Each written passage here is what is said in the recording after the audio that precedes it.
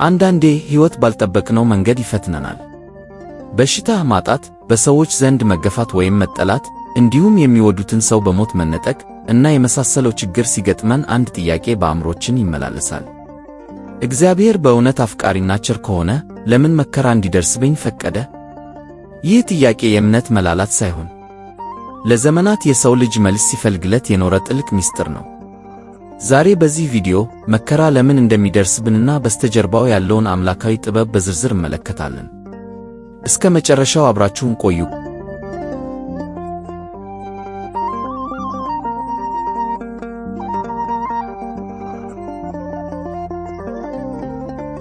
ሰላም የኖላዊ የዩቲዩብ ቻናል ቤተሰቦች እንደምን አላችሁ? ዛሬ እጅግ መሰረታዊ በሆነውና የዕለት ተዕለት ሕይወታችንን በሚዳስሰው በዚህ ርዕሰ ጉዳይ ላይ እንወያለን።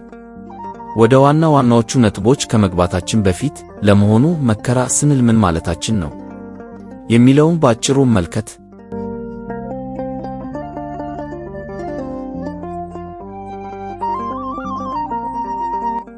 በመንፈሳዊና በስነልቦና እይታ መከራ ማለት በአንድ ሰው ሕይወት ውስጥ የሚከሰት ከአቅም በላይ የሆነና በሥጋም ሆነ በመንፈስ ስቃይን፣ ጭንቀትንና ስብራትን የሚያመጣ ክስተት ነው። መከራ በሥጋዊ ሕመም፣ በሐዘን፣ በድህነት ወይም በግፍ ሊገለጥ ይችላል።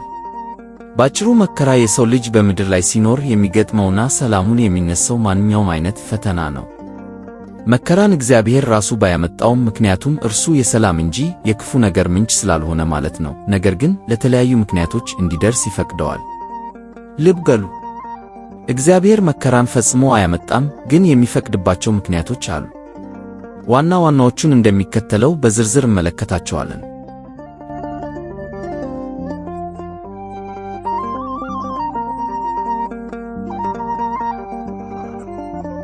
አንደኛ፣ የሰው ልጅ ነጻ ፍቃድ።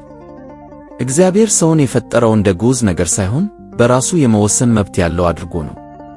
ታዲያ ይህንን የምርጫ ነጻነቱን ተጠቅሞ የሰው ልጅ ክፉን ሊመርጥ ይችላል። ታዲያ በዚያ ምርጫው ምክንያት በራሱም ሆነ በሌሎች ላይ መከራ ሊያመጣ ይችላል። በኦሪት ዘዳግም ምዕራፍ 30 ቁጥር 19 ላይ እንዲህ ተብሎ ተጽፏል፣ ሕይወትንና ሞትን በረከትንና መርገምን በፊታችሁ አኑሬአለሁ፣ እንግዲህ አንተና ዘርህ በሕይወት ትኖሩ ዘንድ ሕይወትን ምረጥ። እግዚአብሔር ሰውን እንዳይሳሳት ብሎ ነጻነቱን ቢነጥቀው ኖሮ ሰው የፈጣሪ ሮቦት እንጂ እውነተኛ አፍቃሪ ሊሆን አይችልም ነበር።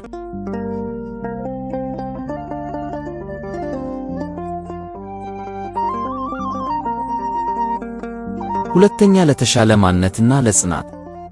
መከራ ልክ እንደ እሳት ነው። ወርቅ በእሳት ሲፈተን እንደሚነጻ ሁሉ የሰው ልጅም በመከራ ውስጥ ሲያልፍ ማንነቱ ይገነባል።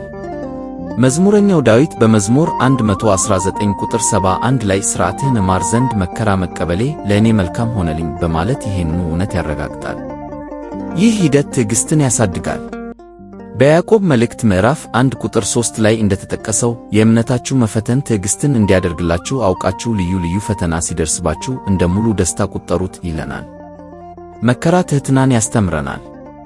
በሁሉም ነገር ራሳችንን መርዳት እንደማንችልና ፈጣሪ እንደሚያስፈልገን እንድንረዳ ያደርገናል።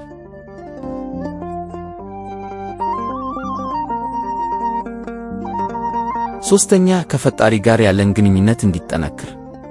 ብዙውን ጊዜ በደስታና በምቾት ጊዜ ፈጣሪን የመርሳት ዝንባሌ አለብን። መከራ ሲመጣ ግን ልባችን ወደ ፈጣሪ ይጮኻል።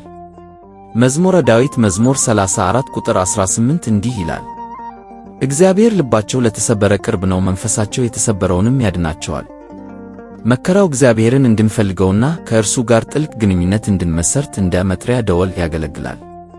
በመከራ ቀን ወደ እርሱ ስንጠራው እርሱም እንደሚሰማን በመዝሙር 50 ቁጥር 15 ላይ እንዲህ ይላል፣ በመከራ ቀን ጥራኝ አድንሃለሁ፣ አንተም ታከብረኛለህ በማለት ቃል ገብቶልናል።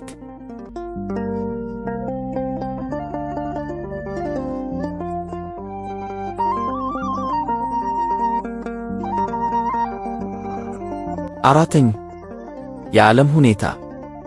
በሃይማኖታዊ እይታ ዓለም ከመጀመሪያው የሰው ልጅ ውድቀት በኋላ የለመለመች ገነት መሆኗ ቀርቷል። በሽታ፣ ሞትና የተፈጥሮ መዛባት የዚህች ዓለም ጊዜያዊ ባሕርያት ናቸው። ጌታችን ኢየሱስ ክርስቶስ በዮሐንስ ወንጌል 16 ቁጥር 33 ላይ በዓለም ሳላችሁ መከራ አለባችሁ፣ ነገር ግን አይዟችሁ እኔ ዓለምን አሸንፌዋለሁ ብሎናል። እግዚአብሔር መከራን የሚፈቅደው ይህች ዓለም ዘላለማዊ ቤታችን እንዳልሆነች ነው። የተሻለች መንግሥት እንዳለች እንድንረዳ ነው።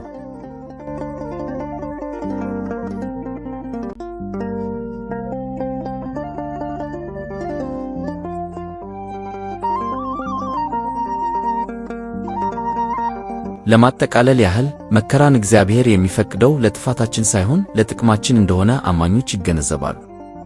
ሐኪም መራራ መድኃኒት የሚያዘው በሽተኛውን ለመጉዳት ሳይሆን ለመፈወስ እንደሆነ ሁሉ መከራም መጨረሻው ለበጎ እንዲሆን እግዚአብሔር ዝም ይላል።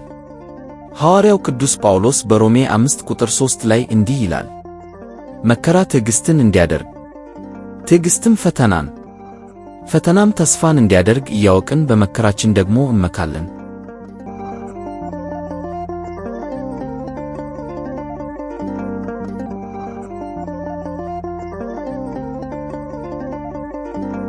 ባጭሩ መከራ ሰውን ወደ ተሻለ ደረጃ ለማድረስ የሚጠቅም የሕይወት ትምህርት ቤት ነው። ለዛሬ ያዘጋጀነው ይዘት ይህንን ይመስል ነበር። ውድ ቤተሰቦቻችን በቆይታችን ጥሩ ግንዛቤ እንዳገኘችሁ ባለሙሉ ተስፋ ነን። በመሆኑም በየትኛውም አይነት ፈተና ውስጥ ብትሆኑ እንኳን የመፍትሄው ቁልፍ በእግዚአብሔር እጅ ብቻ እንዳለ በማወቅ የመፍትሄውን ባለቤት ቁልፉን እንዲያስረክባችሁ በጽናትና በእምነት ሆናችሁ መጠየቅ ይገባል።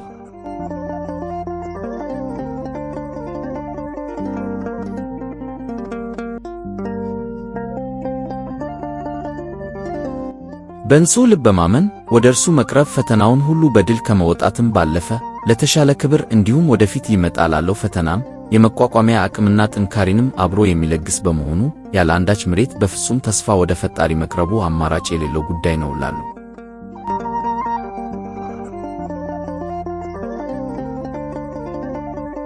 ይህ ለእናንተ ይጠቅማል ብዬ ያካፈልኳችሁ የሕይወት ተሞክሮ ጠቃሚ ሆኖ ካገኘችሁት ላይክ በማድረግና ለሌሎችም በማጋራት እንዲሁም ሐሳብ አስተያየታችሁን በኮሜንት መስጫው ላይ በማስፈር አብረን እንድንማማር እንጠይቃለሁ። ለቻናላችን አዲስ የሆናችሁ መሰል መንፈሳዊና አነቃቂ ይዘቶች እንዲደርሶችሁ ሰብስክራይብ ማድረጋችሁን እንዳትረሱ። በቀጣይ ቪዲዮ እስክንገናኝ የፈጣሪ ሰላምና ጥበቃ ከሁላችን ጋር ይሁን። ቸር ሰንብቱ። በመከራ ጽና፣ በፈተናም ጽና፣ ለጊዜው ነው እንጂ ሁሉም ያልፋልና። በመከራ ጽና፣ በፈተናም ጽና፣ ለጊዜው ነው እንጂ ሁሉም ያልፋልና።